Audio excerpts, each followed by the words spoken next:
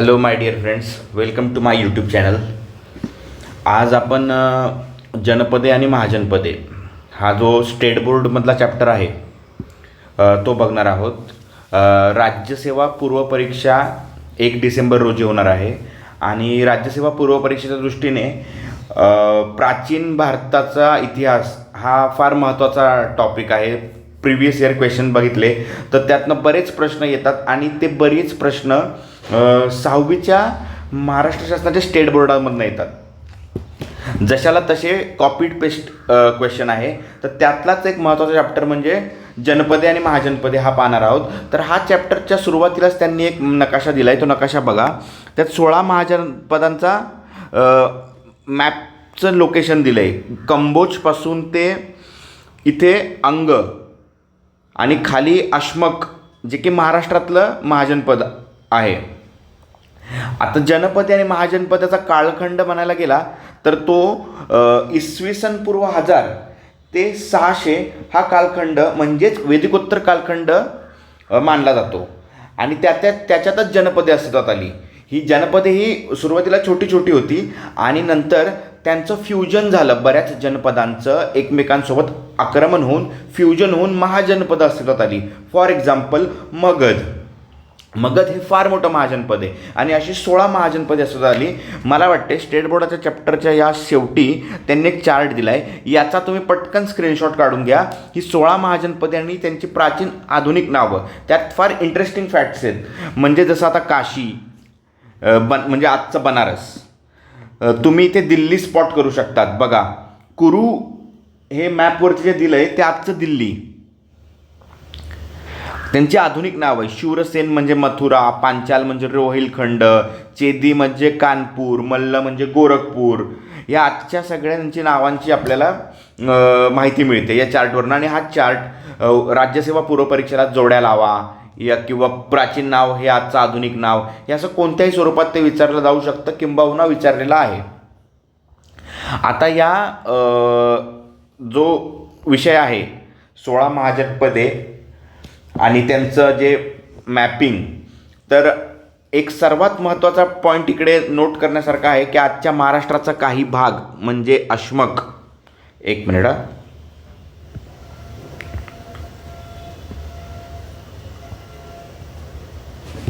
अश्मक घराण्याचं तिथे उल्लेख आहे.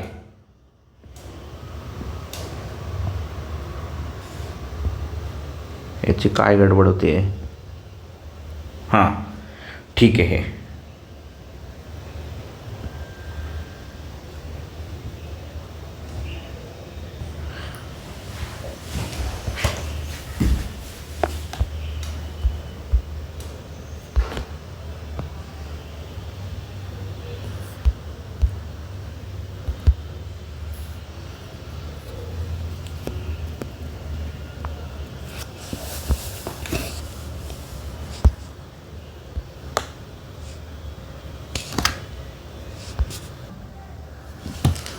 हां, तर आजच्या महाराष्ट्राचा अश्मक हा भाग पण तिकडे तुम्ही मॅपवरती तुम्हाला बघू शकतात. 6वीचं स्टेट बोर्ड शक्यतो तुमच्याकडे असेल तर ते समोर ठेवूनच हे लेक्चर अटेंड करा, त्याचा तुम्हाला मॅक्झिमम बेनिफिट मिळेल. तर आणि ह्या सगळ्या ज्या जनपदांची नावं ती कशातनं येते तर मोस्टली त्या काळात पाली, अर्धमागधी, संस्कृत ही जी साहित्य निर्मिती त्या काळात झाली होती त्याच्यामध्ये आपल्याला याचा उल्लेख आढळतो. तसेच ग्रीक इतिहासकारांच्या लिखाणासंबंधात पण त्यातनं माहिती मिळते.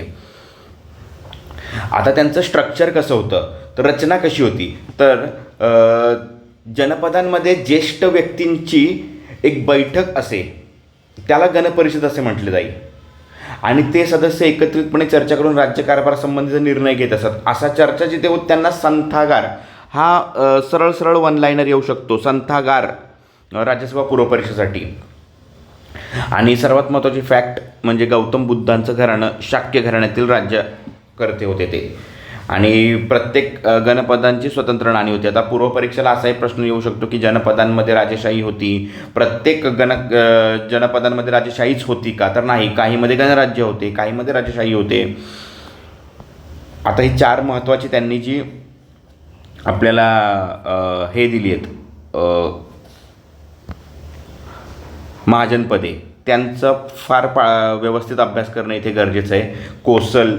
कोसलचा राज्यकर्ता प्रसेनजित, वत्स उदयन, अवंतीचा प्रद्योत आणि मगधचा बिंबिसार यांच्या जोड्या लावा. राज्यसेवा पूर्वपरीक्षा 2017लाही विचारल्या होत्या आणि त्याच्या आधी पण विचारल्या आहे आणि मला वाटतं 19 की 20ला पण राज्यसेवा पूर्वपरीक्षेला यांच्या जोड्या लावा विचारल्या आहेत. आणि कोसल, वत्स, अवंती, मगध यांचा एक चार्ट तिकडे दिलेला आहे. कोसल म्हणजे त्याची राजधानी श्रावस्ती, मग ते कुशावती आणि साकेत ही प्रसिद्ध नगरे, श्रावस्ती ही महाजनपदाची राजधानी त्या. कोसलचा राजा प्रसेनजित हा वर्धमान महावीर आणि गौतम बुद्ध यांचा समकालीन होता. आता वर्धमान महावीर आणि गौतम बुद्ध यांचा समकालीन म्हणजे तुम्ही जर नेट टाईमलाईनचा विचार केला तर तुम्हाला वर्धमान महावीरांचा कालखंड इसवी सन पूर्व 599 ते इसवी सन पूर्व 527 म्हणजे त्याच काळात महाजनपदांचा उदय आहे आणि त्याच काळात विविध धर्मसंप्रदायांचा उदय आहे. प्राचीन भारतातील धार्मिक प्रवाह जो 5 क्रमांकाचा चॅप्टर आहे त्याचंही लेक्चर आपण अपलोड करणार आहोत. तर ते लेक्चर बघितल्यानंतर तुम्हाला कळेल की वर्धमान महावीर, गौतम बुद्ध आणि महाजनपदे ही एकाच पॅरलली बघणारी गोष्ट आहे. ही पॅरललीच चाललेली गोष्ट आहे कारण गौतम बुद्धांचा टाईमलाईन इसवी सन पूर्व 563 ते 483 म्हणजे कोसल, प्रसेनजित, वत्स, त्यांचे उदयन राजा हाही देखील गौतम बुद्धांचा समकालीन. मग नंदीवर्धन यांच्या कारकिर्दीत मगध साम्राज्यात विलीन झाले. पुन्हा बिंबिसार, मगधचा बिंबिसार हा देखील गौतम बुद्धांचा समकालीन. तर यातनं आपल्याला महाजनपद आणि विविध धार्मिक प्रवाह हे पॅरलली बघता येऊ शकतात. आत्ता जर सुरुवातीपासून विचार केला, सर्वात पहिल्यांदा कोणत्या महाजनपदाचा किंवा कोणत्या राजाचा असा उल्लेख आहे तर ते आहे मगध हर्यंका डायनेस्टी आणि बिंबिसार हा त्याचा फाउंडर. बिंबिसार हा गौतम बुद्धांचा शिष्यत्व पत्करलेला व्यक्ती. त्यांचा कार्यकाळ 544 ते 492. मगध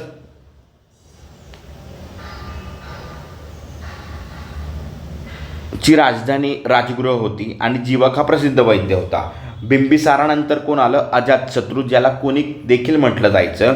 याचाही काळखंड 492 ते 460 आणि याच्या काळात सर्वात महत्त्वाची गोष्ट जी घडली गेली ती पहिली बुद्धिस्ट काउन्सिल. राजगृह येथे पहिली बुद्धिस्ट काउन्सिल अजातशत्रूच्या काळात गेली, जो की बिंबिसाराचा मुलगा होता. आणि त्याच्यानंतर उदयीन हा शेवटचा हर्यंका डायनेस्टीमधला सम्राट म्हणता येईल. त्याच्यानंतर शिशुनाग डायनेस्टी आली.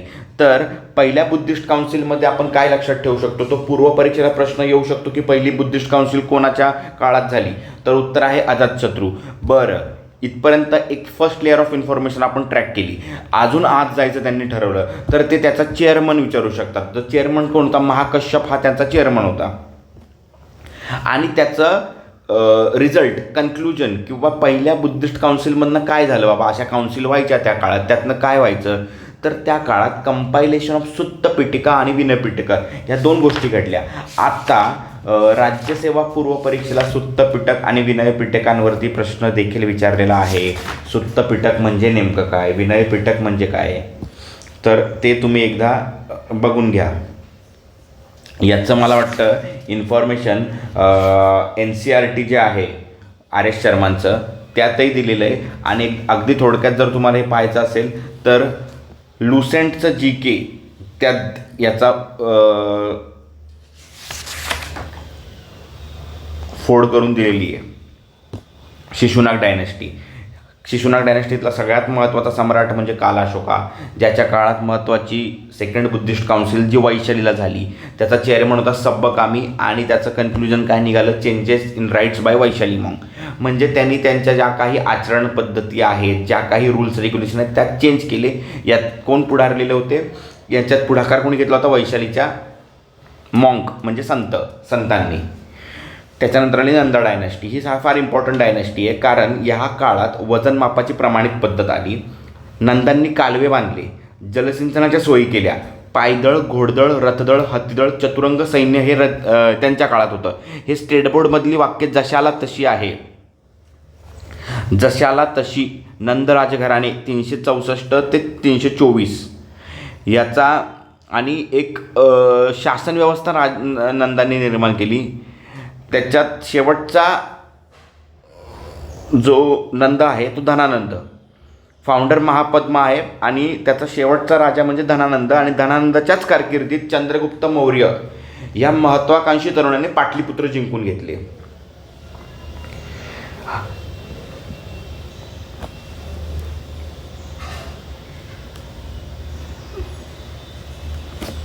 हा झाला तुमचा, इथपर्यंत हा चॅप्टर संपतो. याच्या पुढे मौर्य पिरियड आहे. मौर्य पिरियडाबद्दल आपण एक सेपरेट लेक्चर करणार आहोत.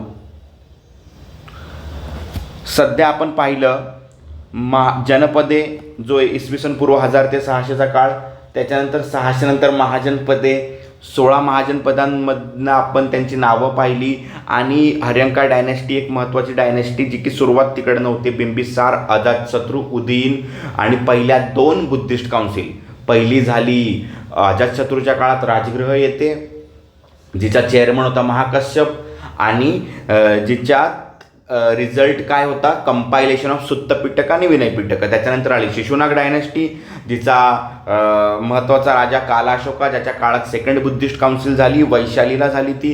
त्याचे कुठे झाली हे देखील विचारू शकतात, कारण हे clear cut first layer of information आहे. या डीप असं काही नाही आहे. त्यामुळे ह्या गोष्टी राज्यसेवा पूर्वपरीक्षा करताना लक्षात घेण्यासारख्या आहेत. चेअरमन त्याचा संपकामी होता आणि वैशालीच्या संतांनी त्यात केलेले बदल. ही त्याच्यानंतर महत्त्वाची प्रॉमिनंट डायनॅस्टी आपण पाहिली नंदा. नंदा कशासाठी फार फेमस होते? वजनमापाची प्रामाणिक पद्धत, कालवे बांधले, जलसिंचन केलं, पायदळ होतं, घोडदळ होतं, रथदळ होतं. आणि त्याचा फाउंडर महापद्म. आणि धनानंदाच्या कारकिर्दीत नंदा डायनॅस्टीचा शेवट आणि मौर्य काळाचा उदय. आणि चंद्रगुप्त मौर्य आणि धनानंदाचा बॅटल, त्यातनं सुरुवात होते मौर्य पिरियडची. आपण ती पुढच्या लेक्चरला बघूया. धन्यवाद.